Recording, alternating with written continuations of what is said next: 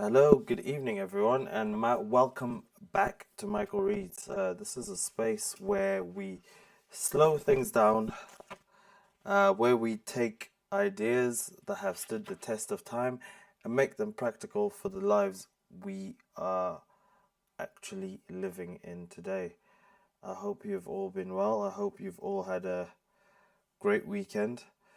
I'm just in the middle of setting myself up. So, yeah, hope you had a great weekend with no noise, no distractions. We're living a life with just truth applied. And tonight we continue our journey through Meditations, written by the Roman Emperor himself, Marcus Aurelius. And now we arrive at book three. And this is where things begin to sharpen. He he changes his tone. His tone becomes more direct. It becomes more urgent and more focused on one thing above all else. And it's all about how you are choosing to live right now. So before we go any further with this journey, if you're serious about building discipline, clarity, and control over your life, then make sure you subscribe to the channel, hit the like button, and just turn your notifications on if you'd like to make a commitment to showing up for these lives. It doesn't cost you anything, but it does make you a part of the community, the Michael Reads community. It makes you a part of a great community that reads books and seeks knowledge through books rather than just Googling. Nothing comes easy, so fast information, it's not very reliable, but a lot of research and things that you will remember is always more valuable. And uh, I'm on a journey where I have set myself a goal for 100 subscribers within the next 3 months. So yeah, if you know anyone else who would benefit from these lessons that we are um, exploring on this channel, share these videos with them. Invite them over. Invite them over to come and even have a look, see if this is for them. But so far we've covered uh, The Art of War by Sun Tzu. We have covered Bushido, The Soul of Japan by Inaza Nitobi. And now we are on this great book, uh, Meditations by Marcus Aurelius, who was a Roman emperor.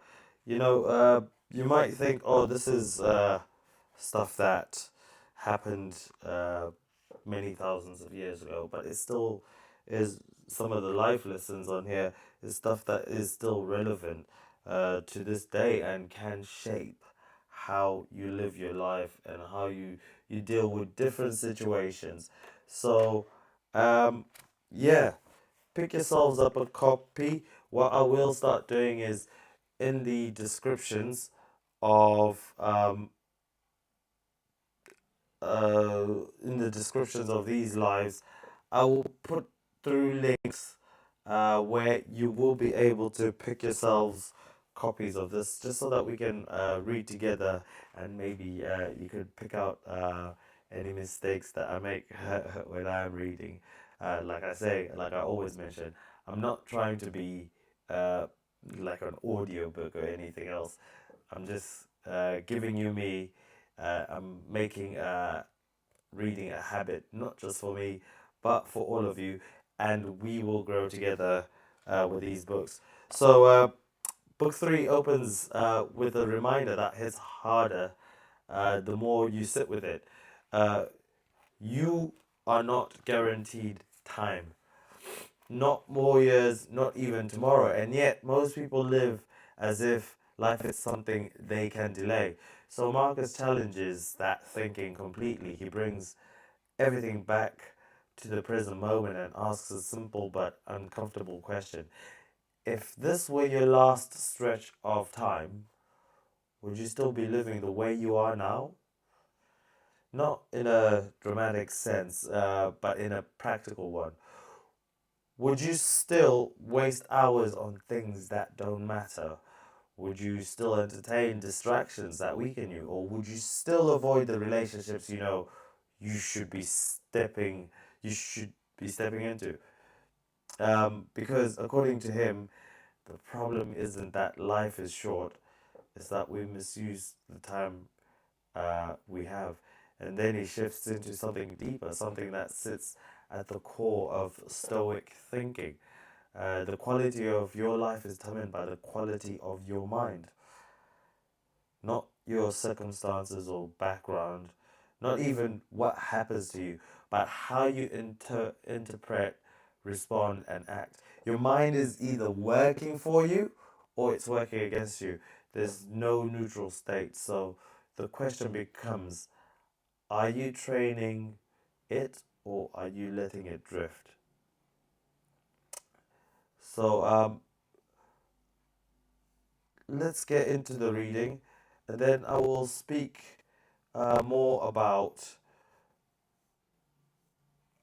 what we have gone through in this chapter, um, and I'll give you just a little sort of reflection of what I think of this book regarding to this chapter. Um, Here we go. Book 3.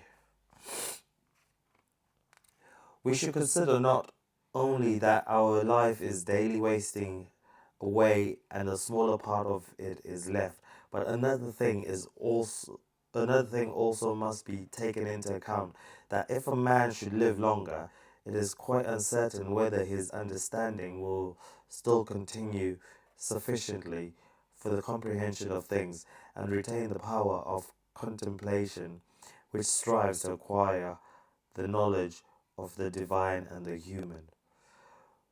For if he shall begin to fall into old age, perspiration and nutrition and imagination and appetite and whatever else there is of the kind will not fail, but the power of making use of ourselves and filling up the measure of our duty, and clearly separating all appearances, and considering whether a man should now depart from life and whatever else of the kind absolutely requires a disciplined reason, and this eventually becomes extinguished.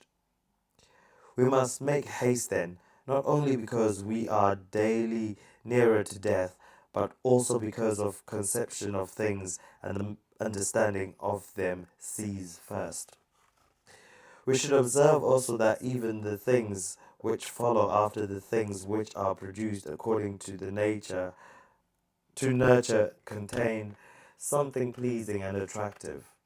For instance, when bread is baked, some parts are split at the surface, and these parts, which open and have a certain fashion contrary to the purpose of the baker's art, are beautiful in a manner, and in a peculiar way excite a desire for eating.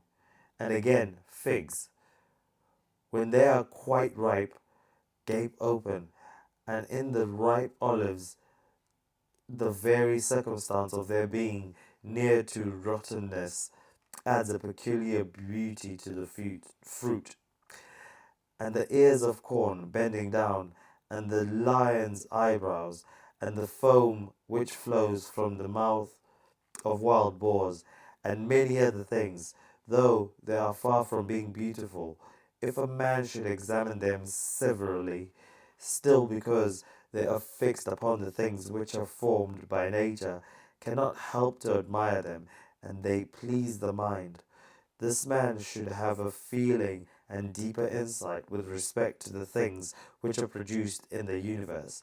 There is hardly one of these which follow by way of consequence which will not seem to him to be in a manner not to give pleasure. And so he will see even the real gaping jaws of wild beasts with no less pleasure than those which painters and sculptors show by imitation.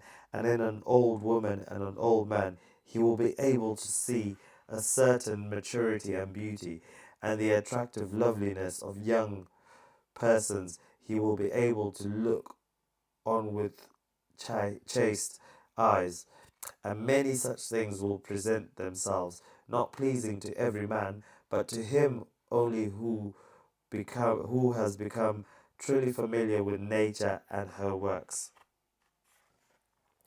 Hippocrates, after curing many diseases, Hippocrates, sorry, after curing many diseases, himself fell sick and died. The Chaldee foretold the deaths of many, and then fate caught them too. Alexander and Pompeius and Caesar, after so often completely destroying whole cities and in battle cutting to pieces many tens of thousands of cavalry and infantry, themselves too at last departed from life. Heraclitus, after so many speculations on the fire of the universe, was filled with water internally and died smeared all over with mud. And lice destroyed Democritus, and other lice killed Socrates. What does this mean? You have embarked, you have made the voyage, and you will come to shore. You too will cease to be held by pains and pleasures, and to be a slave to the vessel, which is which is as much inferior as which serves it, which is superior. For the one is intelligence and deity, and the other is earth and corruption. Do not waste the remainder of your life in thoughts about others when you do not require these thoughts. For you lose the opportunity of doing something else when you have such thoughts as these. What is such a person doing, and why, and what is he saying, and what is he thinking of, and what is he contriving, and whatever else of the kind makes us wander away from the observation of our own ruling power. We should then check in the series of our thoughts everything that is without a purpose and useless, but most of all the over-curious feeling and evil, and a man should use himself to think of those things only about which, if one should suddenly ask, "What are you thinking of?" with perfect openness could immediately answer, "This or that," so that from your words it should be plain that everything inside is simple and well meaning, and one that cares not for thoughts about pleasure or sensual enjoyments at all, nor has any rivalry or envy and suspicion or anything else for which you would blush if you say that you had it in your mind. For the man who is like this no longer delays being among best. He is like a priest and minister of the gods, using too the deity which is planted within him, which makes the man uncontaminated by pleasure and harmed by pain and touched by any insult, feeling no wrong, a fighter in the noblest fight, one who cannot be overpowered by any passion, dive deep with justice, accepting with all his soul everything which happens and is assigned to him as his portion, and not often, nor yet without great necessity and for general interest, imagining what another says or does or thinks. For it is only what belongs to himself that he makes the matter for his activity, and he constantly thinks of that which is allotted to himself out of the sum total of things, and he makes his own acts fair, and he is persuaded that his own portion is good. For the lot which is assigned to each man is carried along with him and carries him along with it. And he remembers also that every rational animal is his friend, and that to care for all men is according to man's nature, and a man should hold on to the opinion not of all, but of those only who confessedly live according to nature. But to those who don't, he always bears in mind what kind of men they are, both at home and away from home, both by night and by day, and what they are, and with what men they live in pure life. Accordingly, he does not value all the praise which comes from such men, since they are not even satisfied with themselves. Do not work unwillingly, nor without regard to the common interest, nor without due consideration, nor with distraction, nor let the studied materials set off your thoughts, and not to be a man of many words, or busy about too many things. And further, let the God which is in yourself be the guardian of a living being, manly and of ripe age, and engaged in matter, a ruler who has taken his post like a man waiting for the signal which summons him from life, and ready to go, having need neither of promise nor of any man's testimony. Be cheerful also, and seek not external help, nor the tranquillity which others give. A man then must stand erect, not to be kept erect by others. If you find a human life anything better than justice, truth, temperance, fortitude, and, in a word, anything better than your own mind's self satisfaction in the things which it enables you to do according to right reason, and in the condition that is assigned to you without your own choice, I say, if you see anything better than this, tend to it with all your soul, and enjoy that which you have found to be the best. But if nothing appears to be better than the God which is planted in you, which has subjected to itself all your appetites, and carefully examines all the impressions, and, as Socrates said, has detached itself from the persuasions of sense, and has submitted itself to the gods, and cares for mankind. If you find everything else smaller and of less value than this, give. Give place to nothing else, for if you do once diverge and incline to it, you will no longer, without distraction, be able to give the preference to that good thing which is your proper possession, which you own.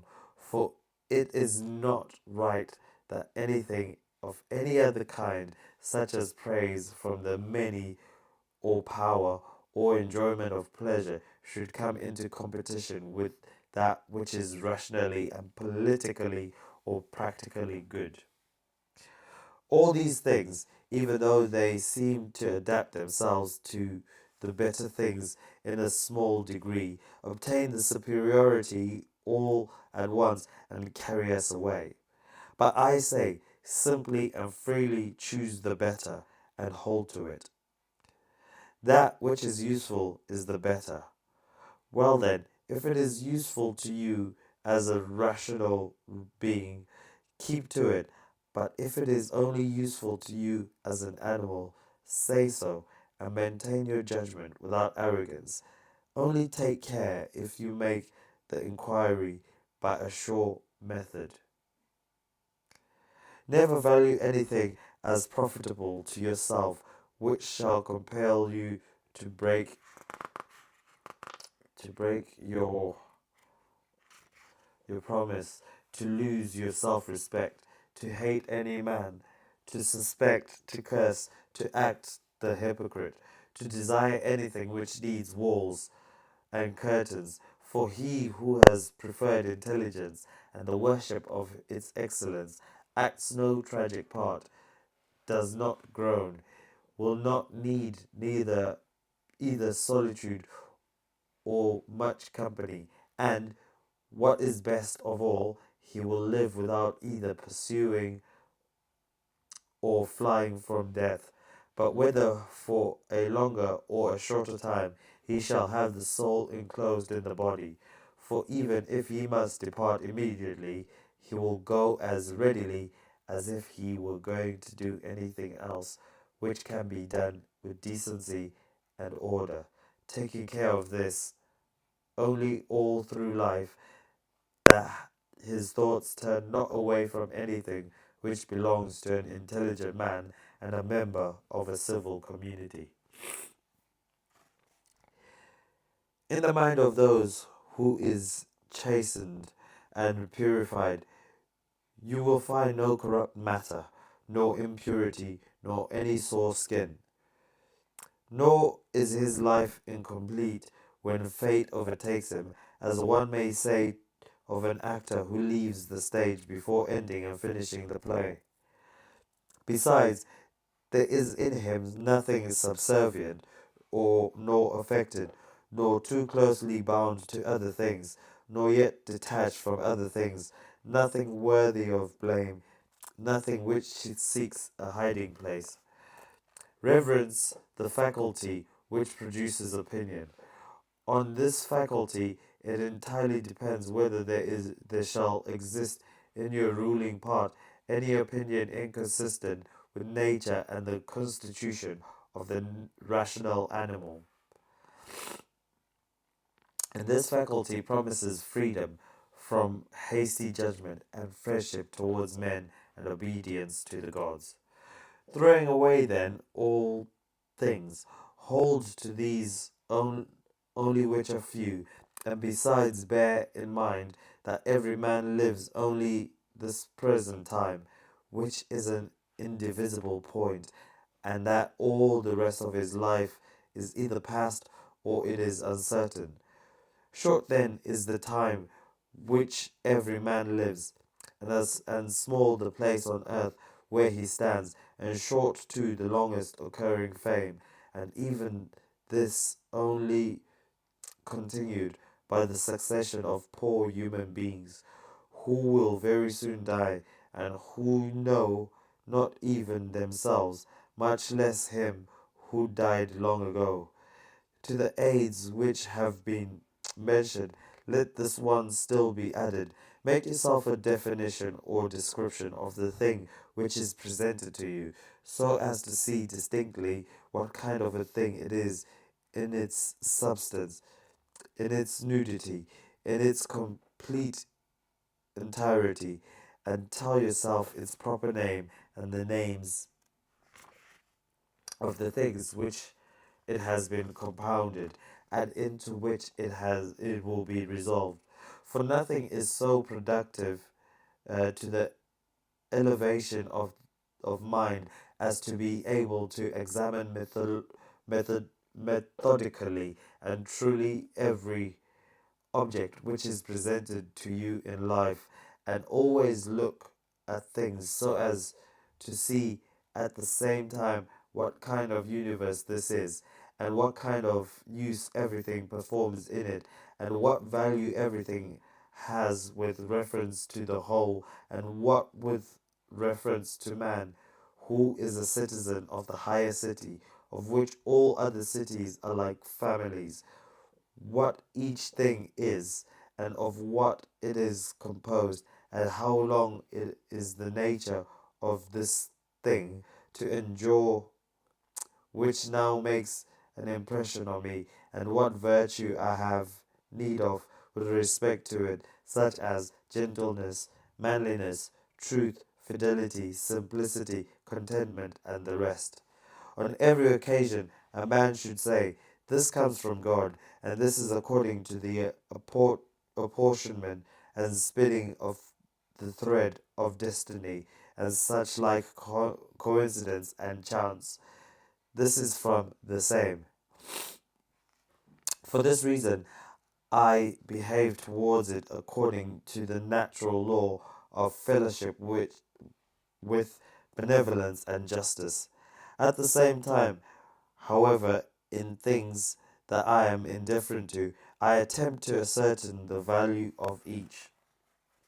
If you work at which is before you, following right reason, seriously, vigorously, calmly, without allowing anything else to distract you, but keeping your divine part pure, as if you should be bound to give it back immediately. If you hold to this, expecting nothing, fearing nothing, but satisfied with your present activity according to nature, and with heroic truth in every word and sound which you speak, you will live happy. And there is no man who is able to prevent this. As physicians always have their instruments and knives ready for cases which suddenly require their skill, so do you have principles ready for the understanding of things divine and human, and for doing everything, even the smallest, with a recollection of the bond which unites the divine and human to one another. For neither will you do anything well which pertains to man without at the same time having a reference to things divine, nor the contrary. No longer think deeply of the hazards, you will not see them in your future memoirs, nor the acts of the ancient Romans and Greeks, and the selection of books which you were reserving for your old age. Make haste to the end which you have before you, and throwing away idleness, come to your own aid. And if you care at all for yourself, while it is in your power, not everything is signified by words, stealing, sowing, buying, keeping quiet, seeing what should be done, for this is not affected by the eyes, but by another kind of vision. Body, soul, intelligence. To the body belong sensations, and to the soul appetites, to the intelligence principles. To receive the impressions of forms by means of appearances belongs even to animals, but to be pulled by the strings of desire belongs both to wild beasts and to men who have made themselves into women. Those who do not believe in the gods and who betray their country and do their impure deeds when they have shut the doors, if then everything else is common to all that I have mentioned, there remains that which is found in the good man to be pleased and content with what happens, and with the thread which is spun for him, and not to defile the divinity which is planted in his breast, nor disturb it by a crowd of images, but to preserve in tranquillity, following it obediently as a god, neither saying anything contrary to the truth, nor doing anything contrary to justice. And if all men refuse to believe that he lives a simple, modest, and contented life, he is neither angry with any of them, nor does he deviate from the way which leads to the end of life, to which a man should arrive at pure, tranquil, ready to depart, and without any compulsion, perfectly reconciled to his part.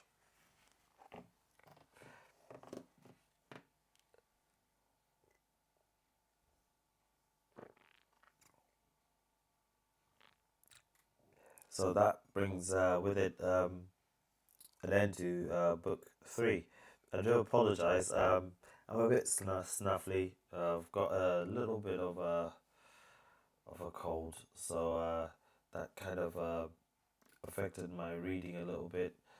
Um, but yes, Marcus, uh, he talks about guarding your thoughts like they matter because they do. He makes it clear that your inner world shapes everything. If your thoughts are scattered, your actions will be inconsistent. If your thinking is weak, your decisions will reflect that. If your mind is disciplined, your life begins to align. And this is where most people lose control, not because they lack ability, but because they lack awareness. They don't question what enters their mind. They don't challenge their impulses. They don't take ownership of their reactions. They simply drift and just get along with life, and drifting always leads somewhere, not not somewhere intentional. Another powerful idea he brings forward is this: stop being distracted by what others are doing. Focus on your own duty and your own path. Focus on what is within your control, because every moment spent judging, comparing, or criticizing is a moment taken away from building something meaningful in your own life. So Marcus reminds himself, and now us, that your role is simple: do what is right, speak what is true, act with purpose, no performance, no need for validation, no waiting for recognition, just quiet, consistent execution. He also touches on something that applies more than ever today: the danger of living a divided life, where your actions don't match your values, where your intentions don't align with your behavior. That internal conflict, that gap between what you say, uh, who you say you are, and how you actually live. That's where frustration comes from. That's where dissatisfaction comes from. Because deep down, you know you're not giving your best. You know you're avoiding the work. You know when you're choosing comfort over growth. And the longer that continues, the heavier it becomes. So Marcus brings it back to alignment. Not perfect, but not perfection, but honesty. Not intensity for a day, but consistency over time. One of the most powerful reminders uh, in this book is this: you don't need more time, you need more intention. Because the truth is, most people already have enough time to change their life, they just don't use it deliberately. They fill their days with noise, they prioritize comfort, they delay what matters, and then they wonder why nothing changes. Marcus cuts through all of that. He reminds us every moment is an opportunity to act with purpose, to think clearly, to do the right thing, and to move forward. Not tomorrow, not next week, but now. So, when you step away from this tonight, don't just take notes, take responsibility. Look at your day, look at how you're spending your time, look at the thoughts that you're allowing to dominate your mind, and ask yourself honestly: am I living with intention, or am I just drifting? Because there's a difference, and that difference is everything. So, if this message resonates with you, then don't leave leave it here. Subscribe to the channel. Uh, leave any feedback. Uh, Post on the communities page. Stay committed to these sessions, and more importantly, start applying what you're hearing, because discipline isn't built in moments like this. It is built in what you do afterwards. So take something from today and act in it immediately. So thank you for being here, for choosing to slow down and think differently. This has been Michael on Michael Reads. And as always, take what is useful, apply it with intention, and build a life that actually means something. I'll see you all on the next one. Take care. Goodbye.